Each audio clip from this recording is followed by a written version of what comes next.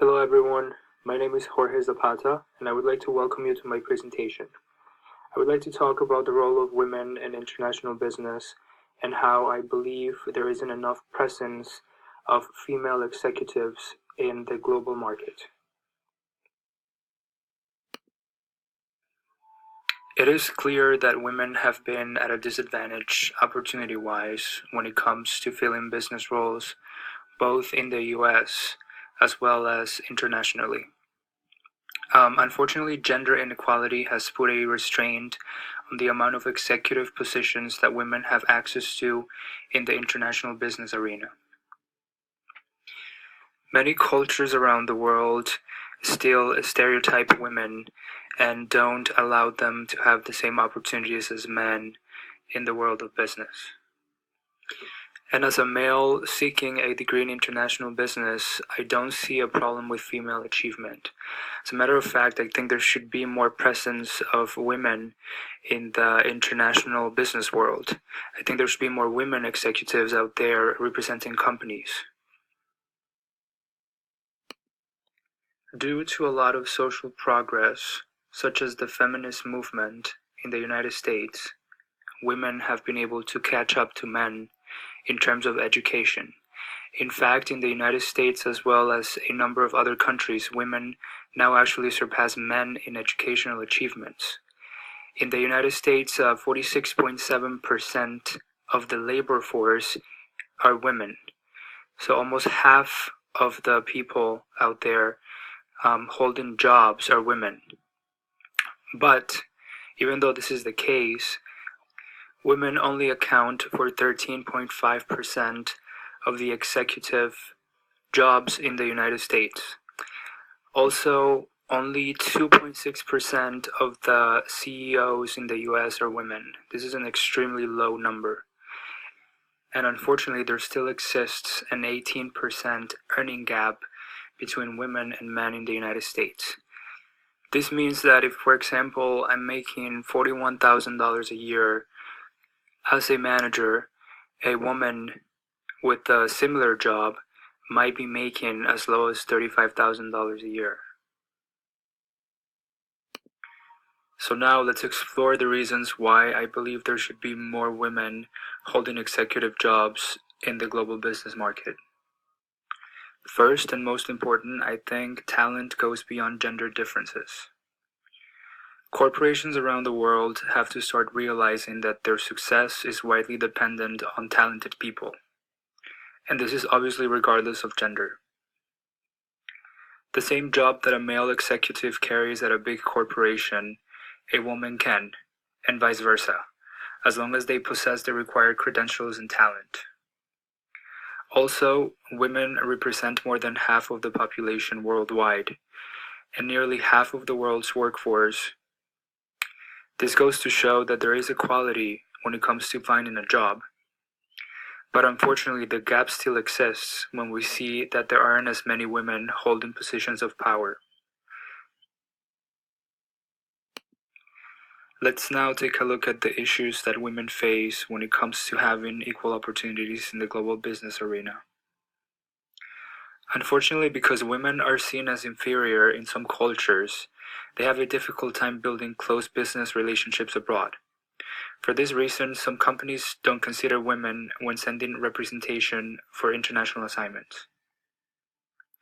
In some cultures, such as those in Asia and the Middle East, it is often felt that women will not be taken seriously or that they will not be granted the opportunity to do their jobs. Another big problem is that women are more vulnerable to sexual harassment, especially in places that have different social codes and legal protections in the US. All of these factors could create a sense of insecurity in women that have the ability to hold executive jobs in the global market. These insecurities create thoughts of incompetence, not allowing women to compete fairly. You may be wondering, how can these problems be mitigated? Female executives have to be trained to know how to establish their competence, experience, and authority when dealing with other business leaders abroad. Also, Depending on where the assignment takes place, the proper education and training should be given to female executives so they can be prepared to face challenges of discrimination based on their gender. Because every culture has its own codes and customs, training is very important prior to a business assignment overseas. And obviously, this is not only the case with female executives. Whoever has been sent abroad should have a good sense of the culture they are entering and how to deal with the negotiations, as well as know how their conduct should be while intermingling with executives from the country they are visiting. In order for all of this to happen, I would like to introduce the AAA strategy, which is supposed to help women executives overcome the obstacles that they face in the international business world. Authority is the first aspect of the AAA strategy. When doing a negotiation overseas, women executives need to establish their authority both officially and unofficially as quickly as possible. The female executive should get a letter of introduction, hopefully from the president of the company they represent. This letter should spell out the executive's authority to make decisions and their position in the corporate hierarchy. In status-oriented cultures such as Japan, credentials and background information are very important and will iron out any gender inequalities. As part of portraying their authority, female executives should establish early on how knowledgeable they are and that they can get the job done. The second aspect of the AAA strategy is attitude. Female executives should always remember their advantages. Many corporations, and sometimes even women themselves, feel that women are at a disadvantage in foreign cultures where business is dominated by men. But in fact, women have certain advantages over their male colleagues. Foreign executives are often very curious about American professional women, and women can turn this visibility factor to their advantage. Also, because women are more sensitive, they are better at building interpersonal relationships compared to their male colleagues. Attention to personal relationships can be critical in many foreign countries, where this is very important. Finally, if a female executive is offended, for whatever reason, they should remember to keep their eye on the ball, not losing sight of their business goals. Women in international business are not activists trying to change other cultures, but business people representing a company's interest.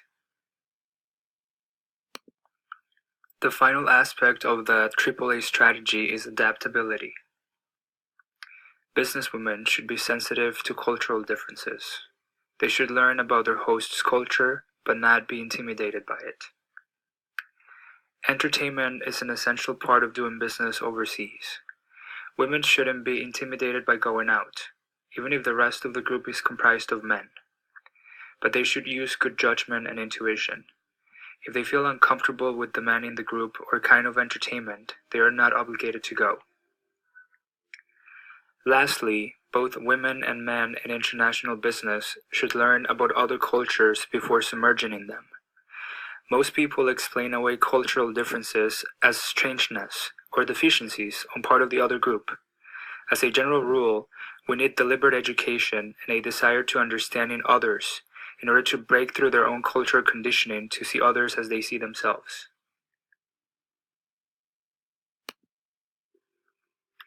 As a conclusion, I think that as a society in the US and in business, the one thing that we need to understand here is that we should not focus on changing the perception of other cultures when it comes to women representing business overseas, but how women carry themselves in order to be taken seriously.